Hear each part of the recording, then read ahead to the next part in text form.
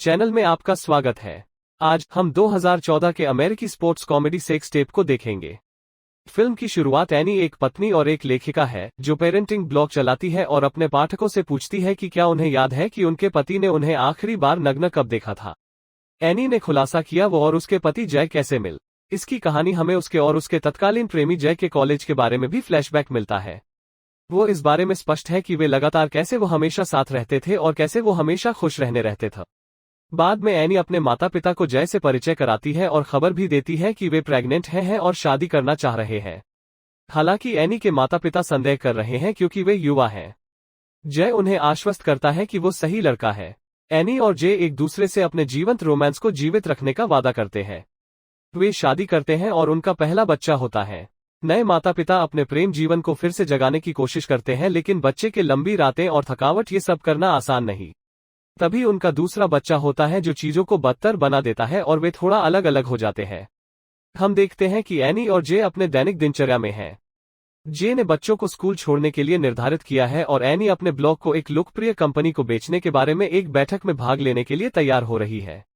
बैठक सफल होती है और टीम पुष्टि करती है कि एनी उन माताओं के लिए एक आवाज की तरह होगी जो कंपनी के ब्रांड में खरीदार हैं, और वो जय को कॉल करती है और वो बहुत खुश है। जय ने सुझाव दिया कि उन्हें उन दोनों का जश्न मनाना चाहिए। एनी को बच्चों के साथ रोलर स्केटिंग का विचार है, लेकिन वो अपना मन बदल लेती है और अपनी मां को पूछती है कि क्या बच्चे सोने के लिए उसके पास जा सकते हैं। जय काम से घर आता है। वो आश्चर्यचकित हो जाता है जब एनी उससे बहुत उत्तेजक कपड़े पहने मिलती है।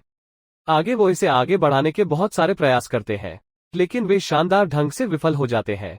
एनी शानदार विचार के साथ आती है कि उन्हें अपना खुद का फोन बनाना चाहिए और खुद को रिकॉर्ड करना चाहिए। जे सहमत है और एनी को सोचती है कि उनकी कहानी क्या होनी चाहिए। तभी वो शेल्फ पर एक किताब देखती है, जॉयस ऑफ सेक्स। इससे उनको उत्साह और रोमांस वापस लाने में मदद मिलती है। कुछ समय बाद एक जन्मदिन की पार्टी में अचानक एक अज्ञात व्यक्ति से एक संदेश प्राप्त करता है जो उसे उसकी निजी फिल्म देखने में आनंद आया है। एक तर्क विचार होता है और जे एनी को बताता है आईपैड से टेप मिटाना भूल गया जैसा सहमत हुआ था।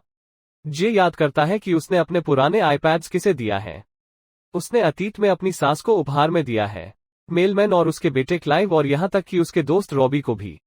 उसे संदेह है कि उसने गलती से टेप को सिंक करते समय सबको भेज दिया होगा, जो कि बेवकूफ और गैर जिम्मेदार दोनों है। एनी और जे रात में घर से बाहर निकलते हैं ताकि टेस और रॉबी को मिल सके। अघोषित घंटों में अघोषित रूप से मिलने से टेस और रॉबी उत्सुक होते हैं और कुछ सवालों के बाद एनी और जे स्वीकार करते हैं कि उन्हें आईपैड की जरूरत है जिसे जे ने उन्हें कुछ समय पहले ही दिया था ताकि वो टेप को मिटा सके। एनी को याद आता है कि पाइपर ब्रोथेज में उसके नए बॉस हाक रोजेनबाम के पास भी एक आईपैड है जिसे उसने उसे दिया था। वो अपनी नई नौकरी खो सकती है। एनी यह सोचकर चिंतित थी और गिरोह निर्णय करते हैं कि उन्हें हाक के घर जाना होगा और हालत के बिगड़ने से पहले आईपैड को पुनः प्राप्त करना हो। टेस और रोबी ने स्वेच्छा से हाक के घर डकैती में शामिल होना चाहते हैं। हैंक के घर वो वे दान के लिए दान इकट्ठा करने के बारे में एक अपमानजनक बहाना बनाते हैं। हैंक खुश होता है और उन्हें घर में आमंत्रित करता है। जे फूड पॉइजनिंग के विचार के समर्थक में है और एक बाथरूम ब्रेक के लिए जाता है। एनी और हैंक बैठक क्षेत्र की ओर बढ़ते हैं और हैंक एक पे डालते हुए एनी को सुझाव देता है कि वो कभी स्कीइंग के लिए चले। वो मना कर देती है और हाक जे की तलाश में जाने का फैसला करता है। स्थिति को बचाने के लिए एनी जल्दी से अपना मन बदल लेती है और कुछ समय काटने के लिए स्की करने के लिए सहमत हो जाती है क्योंकि वो आईपैड की खोज करता रहता है। इस बीच जय के साथ एक कांड हो जाता है। जय हाक के क्रूर कुत्ते से जूझ रहा है जिसने उसे एक कमरे के जासूसू करते हुए पाए। टेस और रॉबी हाक के घर पर आते हैं। रॉबी झूठ बोलता है कि वो दूसरे शहर से एक महत्वपूर्ण व्यक्ति है। वो कहता है कि उसने आईपैड दान लेने के लिए हर जगह यात्रा कर रहा है। हैंक रॉबी और टेस को आईपैड देता है जो एनी ने उसे उपहार में दिया था। जय कुछ मिनट बाद आता है और उसे कुछ चोट लगे हैं। वो बहुत घायल दिख रहा है। जय नोटिस करता है कि एनी उसके साथ थोड़ा बहुत चंचल है। वे अलविदा कहते हैं। एनी और जे को एक बड़ी लड़ाई होती है और जैसे ही वे अपनी कार के पास आते हैं उन्होंने देखा कि टेस और रॉबी सेक्स कर रहे हैं। उनकी फिल्म से प्रेरित होने के बाद एनी और जे अपने दोस्त टेस और रॉबी को ड्रॉप करते हैं। वो उन्हें अपने घर जाने से पहले फ्रेश होने के लिए बुलाता है। जे एक शर्ट की प्रतीक्षा कर रहा है और हॉवर्ड आता है जो रॉबी का बेटा है। वो खुलासा करता है कि वह रहस्यमय टेक्स्टर है और उसके पास टेप की एक कॉपी है। हॉवर्ड जे को ब्लैकमेल करता है और बदले में 25,000 मांगता है। हॉवर्ड ने धमकी दी है कि अगर जे रॉबी को बताने की कोशिश करेगा तो वो टेप को लीक कर देगा।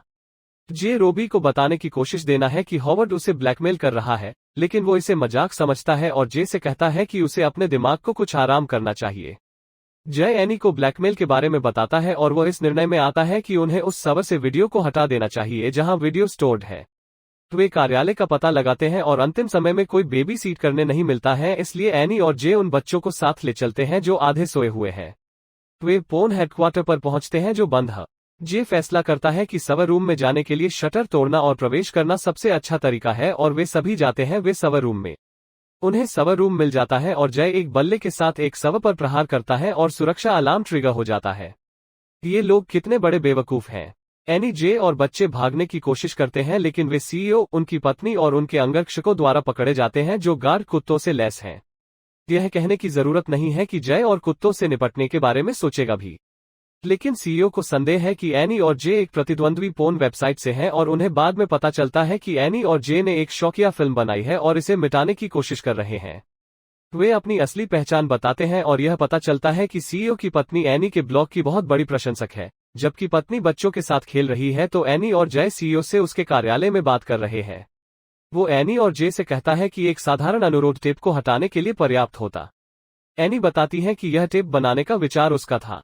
सीईओ उन्हें समझाता है कि टेप बनाना एक गहरा मुद्दा है और एनी और जे को जो बातें परेशान कर रही उसे हल करने की जरूरत है। वे बैठक को पूरा करते हैं, बच्चों को कक्षा स्नातक समारोह के लिए तैयार करने के लिए घर वापस आते हैं।